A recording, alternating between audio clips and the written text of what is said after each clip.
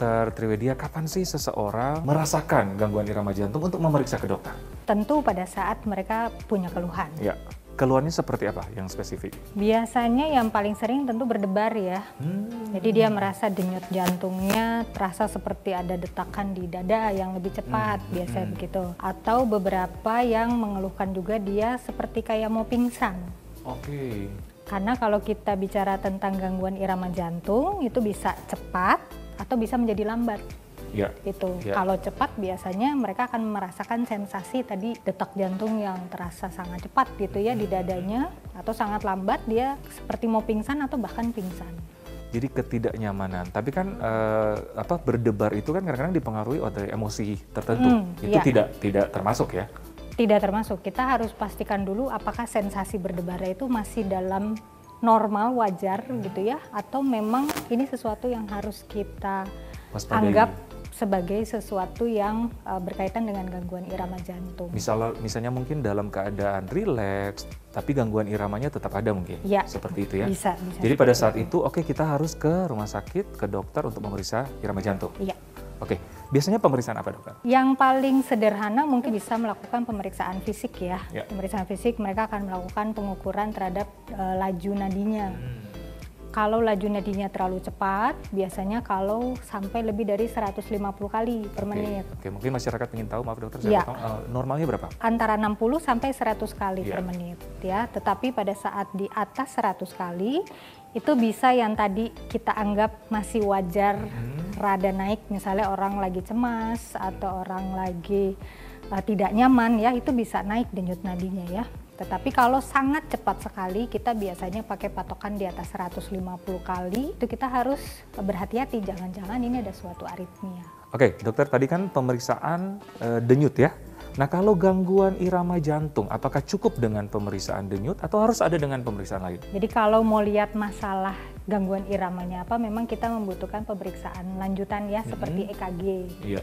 EKG itu pemasangan, biasanya akan alat yang dipasang di dada, kemudian akan dilakukan perekaman listrik jantung. Oke, jadi irama jantung cuma bisa terdeteksi dengan EKG atau ada cara manual yang bisa kita lakukan? Kalau sudah ahli bisa mendeteksi ya, tapi kalau untuk orang awam sepertinya sulit.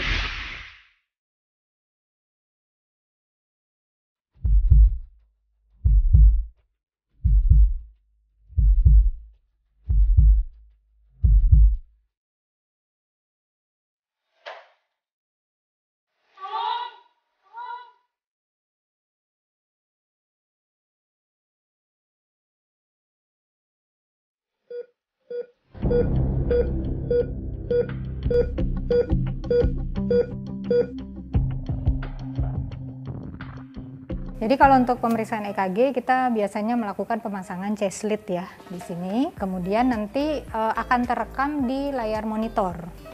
Ya, nah di monitor ini kita bisa lihat berapa heart rate-nya dia atau denyut nadinya, kemudian bagaimana tipe iramanya. Ya. Apakah ini sesuatu irama yang normal atau tidak, kemudian apakah tadi ada irama yang terlalu cepat atau terlalu lambat, atau ada irama yang lompat-lompat. Nah itu kita bisa lihat semuanya dari monitor EKG ini. Ya? Iya, betul. Nah selain itu EKG ini berfungsi apa juga dokter? Ya ini sih biasanya kalau pasien dengan gangguan irama jantung, mereka kadang-kadang bisa berubah-ubah tuh gangguan iramanya ya. Kadang bisa normal, kadang menjadi aritmia. Nah, salah satu tujuan dari monitor EKG adalah untuk memantau bagaimana gambaran irama jantung pasien gitu ya. Apakah dia normal, apakah dia berubah, apakah dia menjadi tidak normal gitu. Ya. Nah, kalau orang sehat, apakah perlu melakukan EKG? Sebagai screening boleh, atau dia ada keluhan, itu memang salah satunya adalah EKG. EKG. Kalau orang normal berarti screening disarankan berapa lama sekali dokter? Mungkin setahun sekali juga cukup ya. Atau kalau ada keluhan di luar itu ya tentu kita bisa melakukan pemeriksaan kapanpun.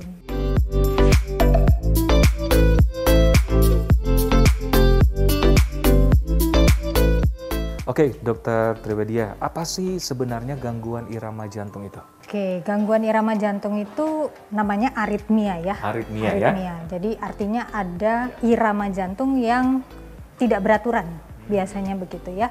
Bisa bentuknya cepat, atau bisa bentuknya lambat, atau bisa bentuknya dia tidak beraturan Tidak aja. beraturan. Iya. Oke, kalau masyarakat mungkin awam mengetahui kan irama jantung kan yang ini ya dok, dep dep dep dep gitu. Iya. Ya secara apa ya, secara orang awam. Nah, kira-kira kita bisa lihat atau dengar gimana dokter? Oke. Gangguan iramanya. Mungkin kalau dibayangkan ya seperti apa ya, kalau nggak beraturan tuh bisa yang dari pendek ke cepat ya. Contohnya misalnya duk duk duk duk duk duk duk gitu. Jadi dia bisa ada episode. Ada spasinya yang cepat gitu. Ya, normalnya bisa sebenarnya seperti itu. duk duk Ya, duk gitu ya. normalnya tuh Oke. teratur gitu. Atau dia sangat lambat, terasa lemah ya gitu ya. Berarti antara beat ke beatnya itu lambat. Jadi mesin dek, dek, dek. Nah gitu ya. Jadi jarak antara beatnya itu dia jauh. Penyebabnya terjadi hal seperti itu kira-kira apa dokter? Macam-macam sebenarnya ya, Ya. macam-macam. Kalau aritmia bisa terjadi sekunder karena penyakit lain, itu bisa terjadi. Contohnya Penyakit mereka seperti- yang lagi infeksi berat misalnya ya, atau mereka yang sedang mengalami serangan jantung koroner, itu salah satu komplikasinya adalah aritmia. Baik. Gitu. Tapi kalau misalnya di luar itu, ada juga aritmia yang disebabkan karena bawaan. Jadi dari sejak dia lahir mungkin dia sudah ada kelainan itu. Sehingga nanti kalau kita punya keluarga yang ada riwayat mengalami aritmia jantung atau henti jantung mendadak, nah itu yang harus kita waspadai. Oke, nah kira-kira bagi mungkin masyarakat bertanya-tanya, kalau tidak memiliki gangguan jantung, itu bisa menyebabkan aritmia?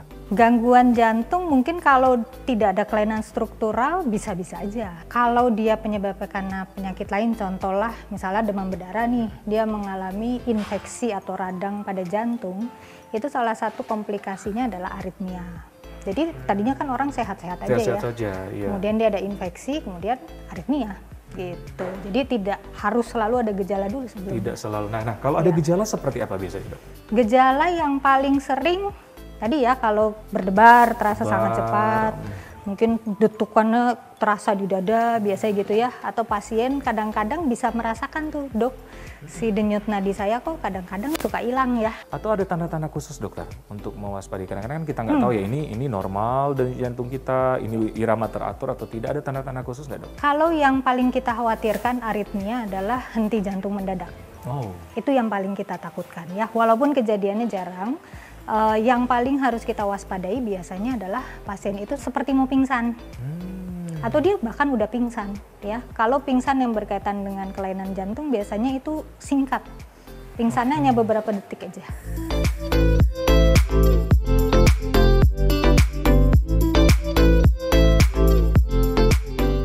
Dokter Triwedia. Nah, ini kan betapa pentingnya juga masyarakat tahu bahwa untuk menjaga kesehatan jantung ya.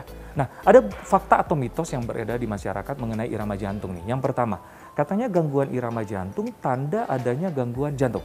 Fakta atau mitos, dokter? Oke, itu fakta Fakta. ya. Jadi memang salah satu gejala orang serangan jantung itu adalah gangguan irama jantung. Setuju. Tapi harus dikenali dulu ya. Mungkin orang awam mengenal serangan jantung seperti orang taunya serangan jantung koroner. Iya. Tetapi ternyata gangguan aritmia atau gangguan irama jantung juga bisa menyebabkan, kita bilangnya ya serangan jantung juga ya, tapi masalahnya di listrik jantung. Ada fakta mitos lagi nih. Ya, Aritmia atau gangguan irama jantung dapat disembuhkan atau dapat hilang sendiri. Fakta atau mitos? fakta. Oke.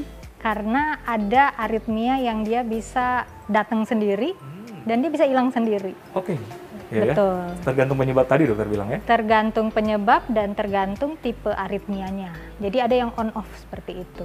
Ini dok, fakta mitos yang terakhir, ini kan namanya berkaitan dengan jantung, mungkin masyarakat, wah ini sesuatu yang gawat atau sesuatu yang luar biasa. Ya. Nah katanya gangguan aritmia atau irama jantung ini dapat menyebabkan kematian. Fakta atau mitos? Itu fakta. Otomatis ya. Ya. Ya. Jadi yang paling kita khawatirkan dari aritmia ini memang adalah kejadian henti jantung mendadak. Tetapi memang kejadian itu tidak banyak, tapi bisa terjadi. Ya, mungkin ada beberapa kasus yang banyak dikenal oleh awam, lagi tidur tiba-tiba meninggal atau sedang melakukan olahraga tiba-tiba meninggal ya. Apakah aritmia termasuk risiko? Salah satunya adalah aritmia. Oke. Gitu. Jadi kalau kita punya faktor risiko yang kira-kira ke arah aritmia yang berbahaya ya, misalnya kita punya Apa tuh? keluarga yang sudden cardiac death Oh. Ada keluarga kita, Yang orang tiba-tiba tua, meninggal. kakak, atau adik yang tiba-tiba meninggal. Nah, kita harus periksakan. Oke, Karena apalagi dokter? kekhawatirannya adalah henti jantung Henti jantung mendadak semua, ya. ya, Atau mendadak. dari screening EKG. Ada beberapa kelainan yang kita bisa dapatkan dari pemeriksaan EKG. Jadi medical check up itu mungkin diperlukan salah satunya untuk melihat apakah ada kelainan bawaan yang bisa terekam di EKG.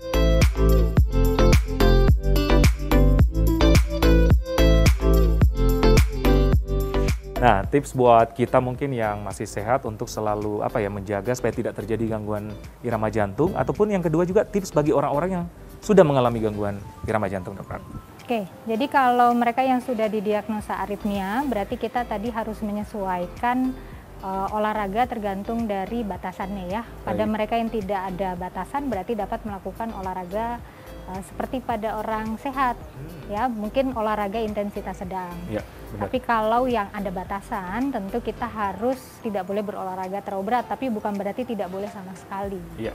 Jadi kita harus konsultasikan Konsultasi dengan ke dokter tergantung Betul. keadaannya ya. Iya. Nah, tips selanjutnya dokter bagi kita yang dalam keadaan sehat supaya tidak menuju ke aritmia atau Oke. gangguan irama jantung. Ya, tentu kita harus menjaga pola hidup yang sehat ya, menjaga berat badan, melakukan olahraga secara teratur, makan makanan yang sehat, hindari stres yang berlebihan atau manajemen stres ya. Baik. Itu yang tidak boleh dilupakan. Oke, nah berkaitan dengan makanan, apalagi tadi di Bandung nih, ini kan wisata kuliner luar biasa. Makanan Iya. yang dianjurkan untuk kesehatan jantung apa sih, Dok? Kesehatan jantung, biasanya kita akan menjaga rendah garam, kemudian jangan terlalu banyak yang digoreng gitu ya dok ya, dan perbanyak sayur dan buah-buahan. Ya, serat-serat ya. Serat-seratan. Baik, Dokter Triwedia, terima kasih banyak. Informasinya sangat luar biasa. Nah, pemirsa betapa pentingnya untuk menjaga kesehatan jantung. Screening juga diperlukan ya. Oke, terima kasih. Langsung dari Bandung, saya Dr. Ekles bersama Dokter Triwedia, spesialis jantung untuk Hidup Sehat Plus.